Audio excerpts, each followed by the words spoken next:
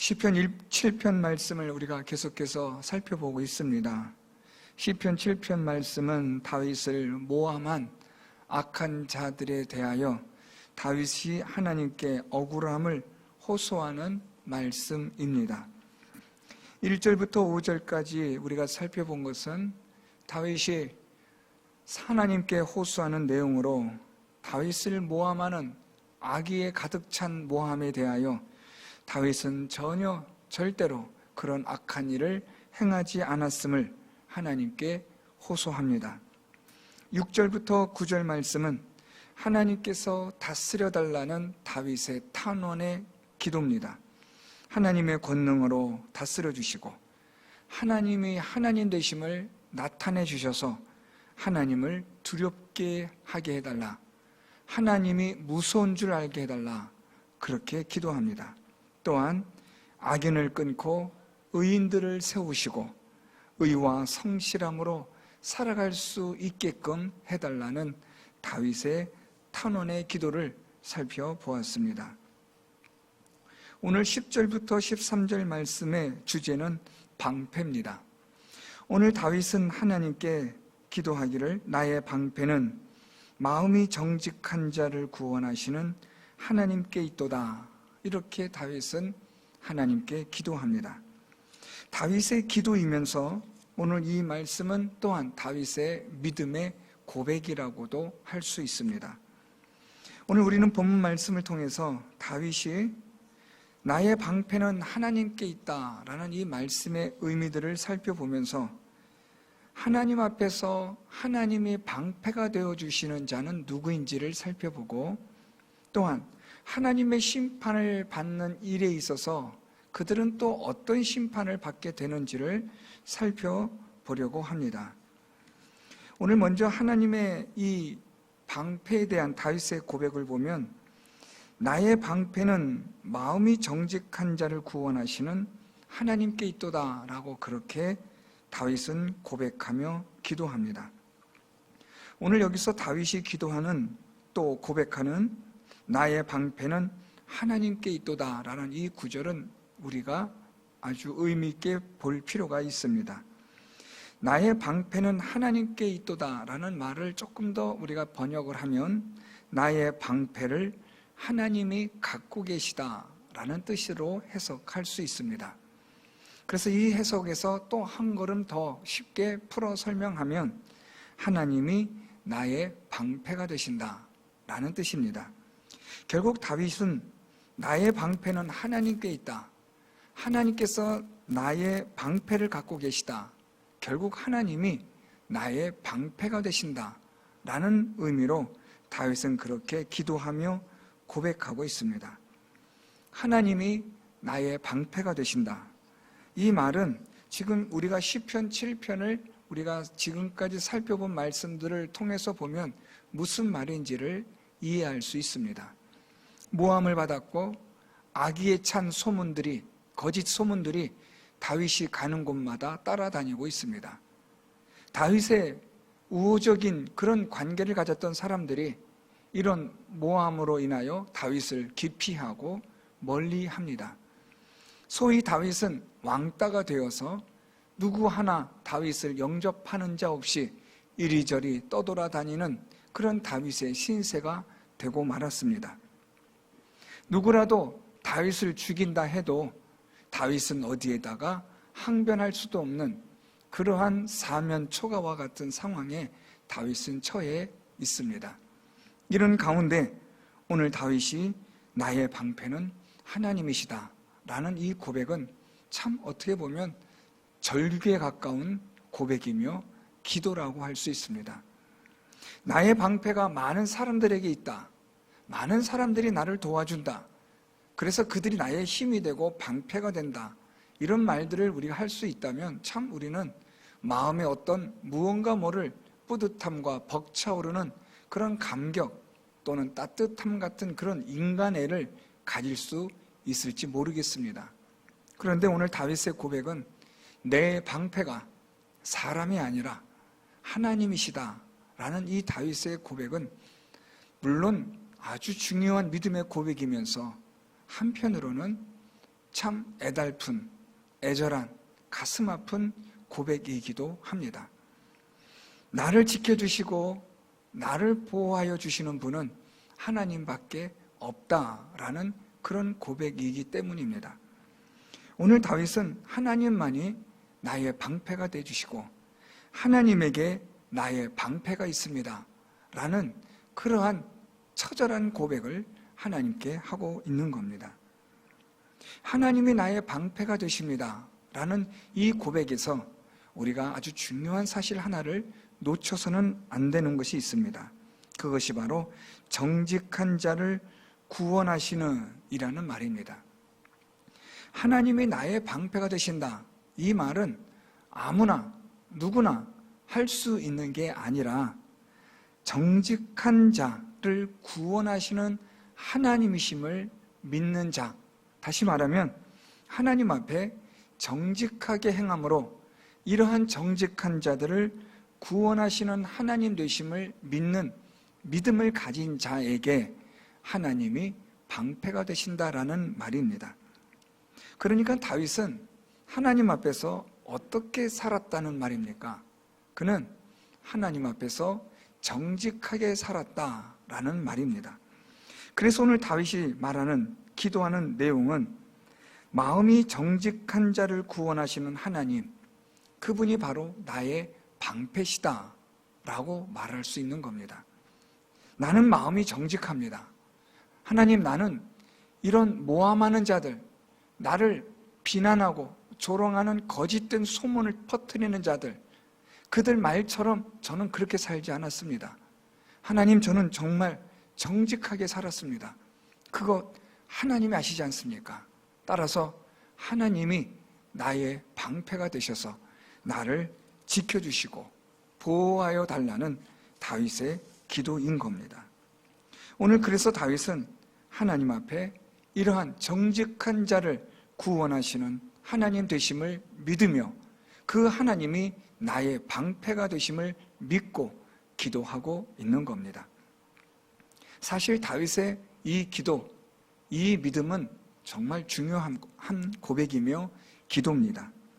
우리가 이 세상을 살아가는 가운데서 우리가 누구로부터 방패가 되어지는 그러한 보호를 받는 것이 있다고 한다면 다행스러운 일인데, 그 방패가 하나님이 되신다면 그것보다 더한 복은 없는 줄 믿습니다.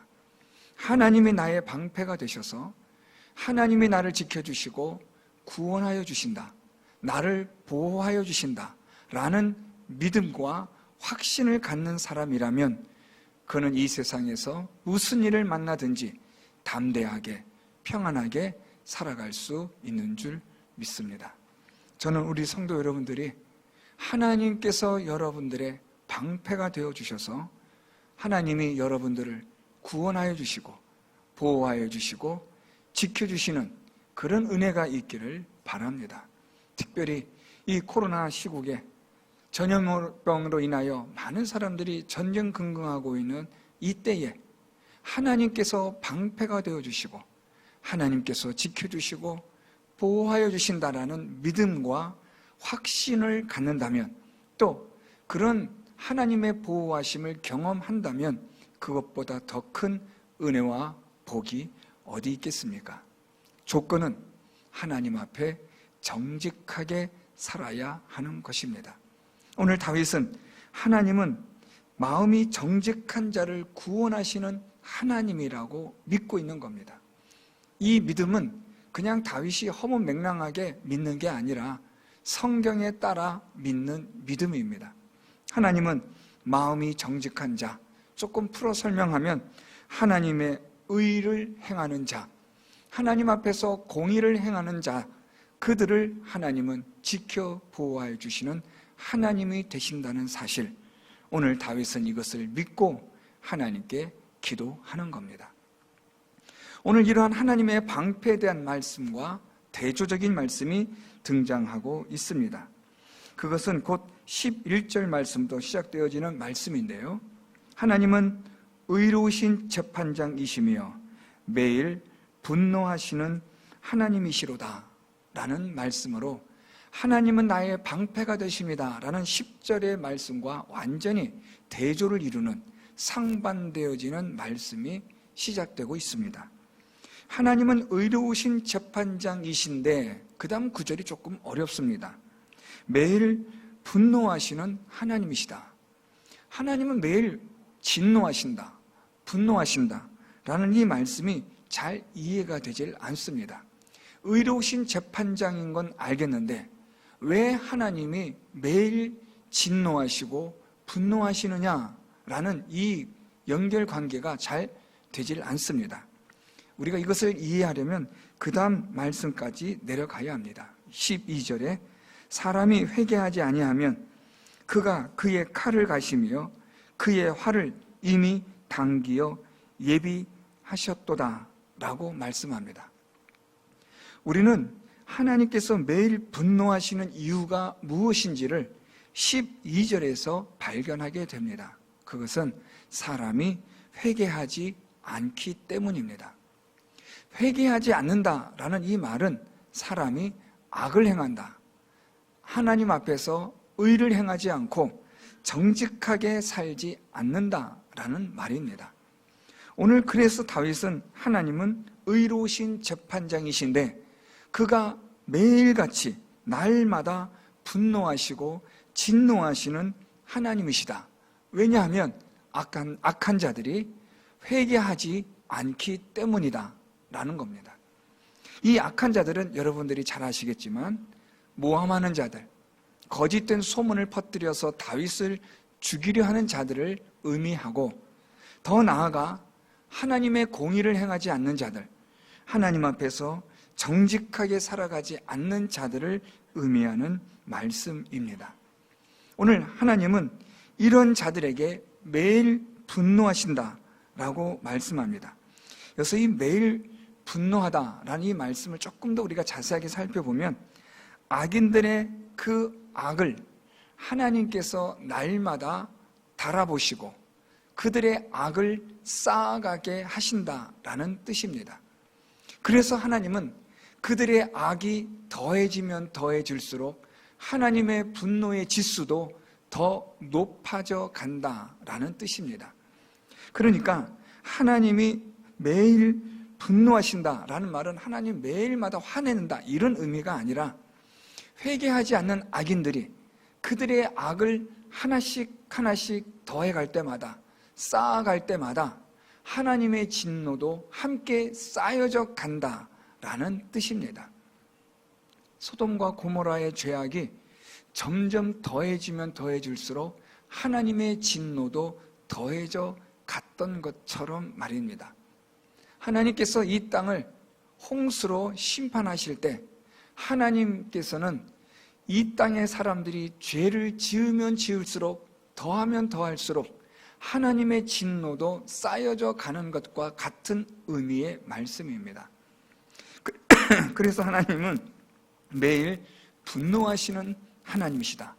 하나님 매일 그냥 짜증내고 화만 내는 하나님이라는 뜻이 아니라 악한 자들이 회개하지 않고 그들의 악을 하나씩 하나씩 쌓을 때마다 하나님의 진노가, 분노가 쌓여져 간다라는 뜻으로 해석하시는 것이 정확합니다.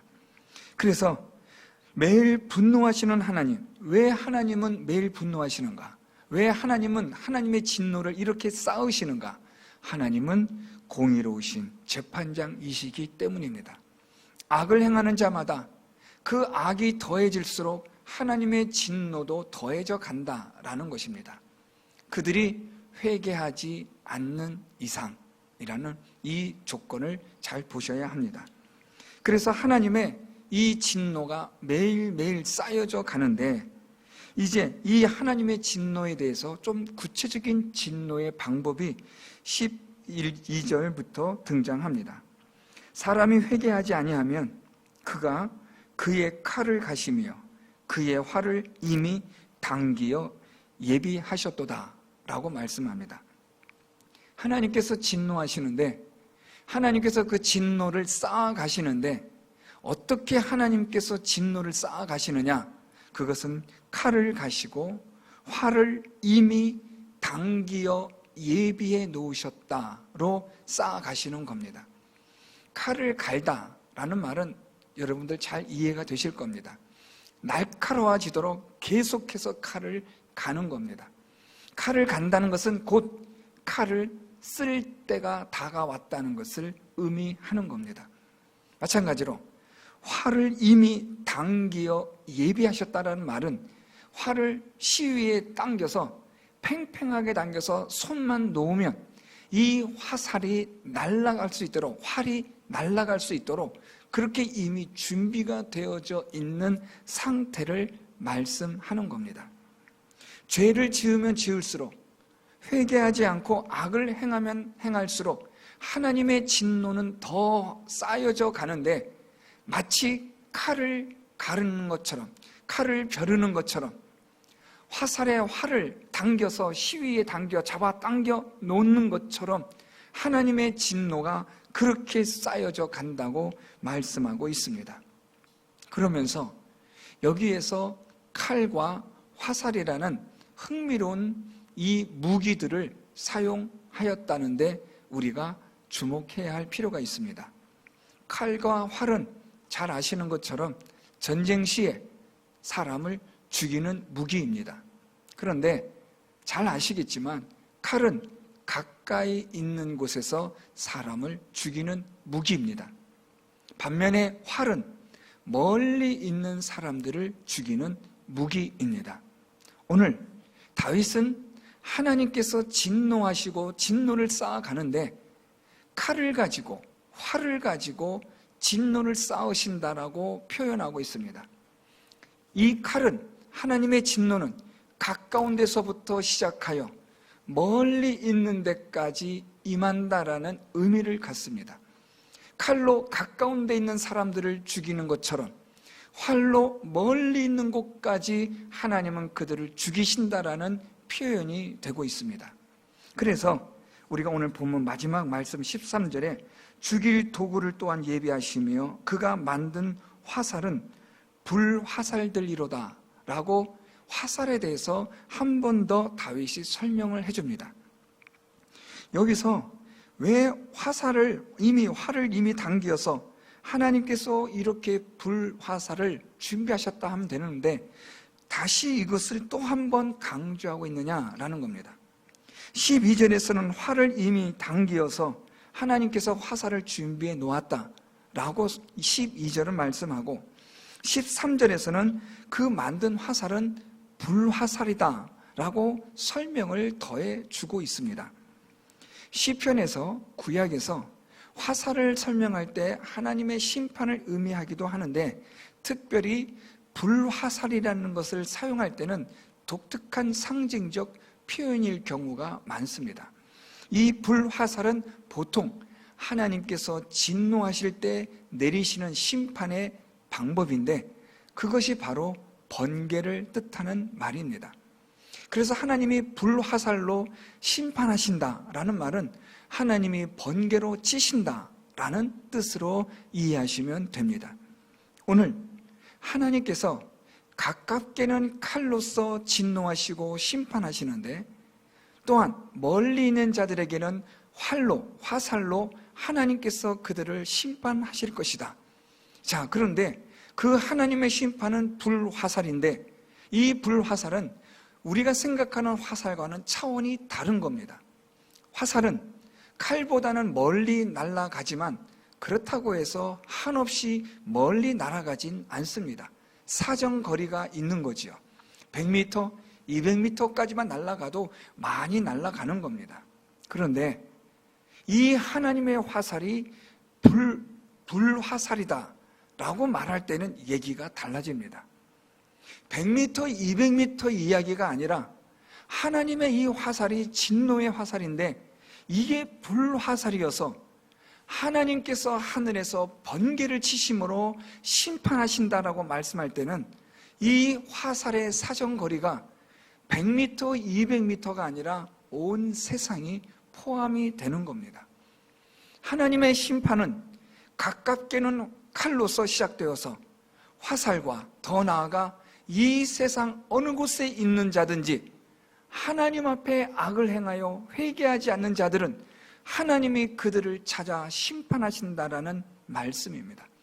하나님의 심판이 철저하게, 처절하게, 정확하게 누구에게든지 임한다라는 뜻입니다. 여기서 하나 더 생각해보고 오늘 말씀을 마치려고 합니다. 이 하나님의 진노의 칼과 화살이 가깝게 멀게라는 것으로 설명을 드렸습니다. 이것은 공간적 또는 어떤 우리가 살아가고 있는 이런 환경에서만 해당되는 게 아니라 칼과 화살은 시간의 개념을 갖기도 합니다. 하나님의 심판이 임하는데 당장 즉시로 칼과 같이 임하는 심판이 있습니다. 악을 행하였을 때 회개치 않으므로 하나님의 심판이 바로 임하는 그런 심판이 있다는 말입니다. 반면에 화살처럼 더디지만 아직 임하지 않은, 분명히 임할 것이지만 아직은 임하지 않은 시간적 여유가 있는 그런 하나님의 심판도 있다는 말입니다. 이건 우리가 너무나 잘 아는 내용입니다. 어떤 경우에는 하나님께서 바로 심판하지만 어떤 경우에는 하나님께서 유예의 기간을 두실 때도 있다는 말입니다. 아합 왕이 하나님 앞에 악을 행하여도 북이스라엘이 바알을 섬기는 일에 앞장서도 아합 왕에게 하나님께서 유예의 기간을 주십니다. 하나님은 바로 심판하시는 하나님의 그런 진노의 심판도 있지만 때로는 유예의 기간을 두기도 하신다는 겁니다. 왜 그럴까요? 오늘 말씀으로 다시 돌아가서 하나님은 12절에 사람이 회개하지 아니하면 그가 그의 칼을 가시며 그의 화를 이미 당기어 예비하신다에 있습니다. 우리가 악을 행하고 하나님 앞에서 의를 행하지 않는 악한 자의 삶을 살아갈 때 하나님의 진노는 쌓여져 갑니다. 하나님의 칼, 하나님의 활은 준비되어져 있습니다. 그런데 회개하면 우리의 죄를 용서하셔서 하나님의 칼과 활이 우리에게 임하지 않는 겁니다. 회개하지 아니하면, 오늘 이 말씀은 어떻게 보면 오늘 본문의 정확한 모든 주제를 아우르는 그런 말씀이기도 합니다. 하나님은 나를 보호하시는 방패십니다. 하나님, 우리가 하나님 앞에 회개함으로 하나님의 그 방패로 우리를 지켜 보호하여 주옵소서라는 다윗의 기도로 해석할 수 있습니다. 또한 악을 행하고 모함하는 자들이 있습니다. 하나님 그들을 향해서 칼을 준비하시고 활을 하나님께서 예비해 놓으신 줄 압니다. 하나님, 그들이 회개함으로 하나님의 칼과 하나님의 활의 심판에서 벗어나게 하여 주옵소서라는 기도도 가능하다는 말입니다. 사랑하는 성도 여러분, 오늘 다윗의 기도는 하나님은 나의 방패가 되신다라는 겁니다. 하나님 앞에 정직하게 살아가는 자들, 하나님은 그런 자들의 방패가 되어주시고 지켜주시고 보호하여 주시는 하나님이 되십니다. 오늘도 우리가 하나님 앞에 정직하게 의롭게 살아가면 하나님은 저와 여러분 우리의 방패가 되어주시는 하나님이 되시는 줄 믿습니다. 그런데 우리가 때로는 악을 행하고 때로는 의를 행하지 못하는 그런 때가 종종 있습니다. 그럴 때마다 하나님 앞에 회개하는 자가 되어 하나님의 칼과 활의 심판을 받지 않도록 하나님께서 방패가 되어주시는, 우리의 죄를 회개함으로 하나님께서 우리를 덮으시고 보호하시는 그런 하나님의 구원의 은혜를 경험하는 성도 여러분들이 될 수 있기를 바랍니다. 하나님 앞에 정직하게 의롭게 살아가시고 하나님 앞에 회개하는 자가 되어 하나님이 우리 모든 성도 여러분들의 방패가 되어주시는 은혜와 복을 받는 성도 여러분들 다 되시기를 예수 그리스도의 이름으로 축원드립니다.